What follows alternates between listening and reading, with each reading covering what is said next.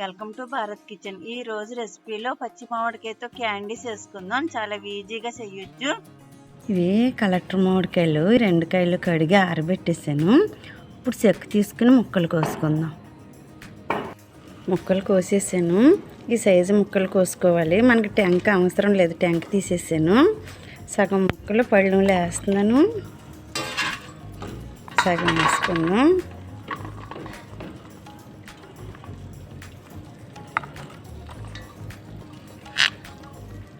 ఇందులో రోజా వాటర్ వేస్తున్నాను. సిరప్, ఇది షుగర్తో తయారు చేసుకున్న గులాబీ రేకుల సిరప్. కొద్దిగా సాల్ట్ వేసుకుందాం. ఏ మామిడికాయలతోటైనా చేసుకోవచ్చు. ఈ కలెక్టర్ కాయలు ఉన్నాయని చేశాను. కొంచెం షుగర్ వేసాను. కలుపుకుందాం. ఇలాగా ముక్కలన్నిటికి పట్టించుకుందాం. దీనికి ఇంకా తీపి అవసరం లేదు. ఇందులో షుగర్ ఉంటుంది కదా, రోజా వాటర్లో సరిపోతుంది. ఎండలో పెట్టుకుందాం. ఆ వాటర్ అంతా ముక్కలకు పట్టిలా మధ్య మధ్యలో కలుపుకుంటూ ఉండాలి స్పూన్ తోటి. ఇప్పుడు ఈ ముక్కల్లో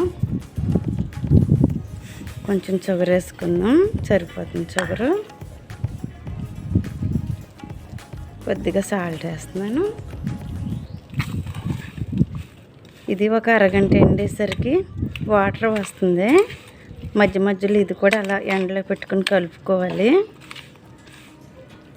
ముక్కలు చాలా టేస్ట్గా ఉంటాయి. పిల్లలకి ఇలాంటివి చేసి పెడితే ఉంటే వాళ్ళకి బాగా నచ్చుతాయి. ఇటువంటి అంటే తీయగా పుల్లగా ఉంటాయి. ఎండలో పెట్టేసి వాటర్ వచ్చాక మళ్ళీ కలుపుకోవాలి స్పూన్ తోటి. పంచదార కరిగిపోయింది. ముక్కలను పట్టుకుని ఇలా కలుపుకోవాలి. ఈ ఓటంతా ముక్కలను పట్టుకుంటుంది ఎండకే. మధ్య మధ్యలో అలా కదుపుకుంటూ ఉంటే సరిపోతుంది. ఈ గులాబీ పానీయం కూడా ముక్కలను పట్టుకుని ఇలా మధ్య మధ్యలో ఇలా కలుపుకోవాలి. సాయంత్రం వరకు ఎండ ఉన్నంతసేపు ఎండలోనే ఉండాలి. మామిడికాయ ముక్కలు ఎండిపోయినాయి. పాకం అంతా పీల్చేసినాయి. ఇవి కూడా ఎండిపోయి మనం వేసుకున్న సిరప్ అంతా పీల్చేసినాయి. రాత్రిపూట ఇలా నెట్టేసుకోవాలి. లోపల పెట్టేసుకుని ప్యాన్ గల కింద నెట్టేసేసాను. మళ్ళీ రేపు ఎండలో పెట్టుకోవాలి. అలా ఎండలో ఒక 3 రోజుల దాకా ఎండబెట్టుకుంటానే ఉండాలి. ఉడికే ముక్కలు రెడీ అయిపోయినాయి. ఎండిపోయినాయి. ఇలా గలగలలాడేలా ఎండబెట్టుకోవాలి. ఇవి కూడా అలాగే ఎండిపోయినాయి.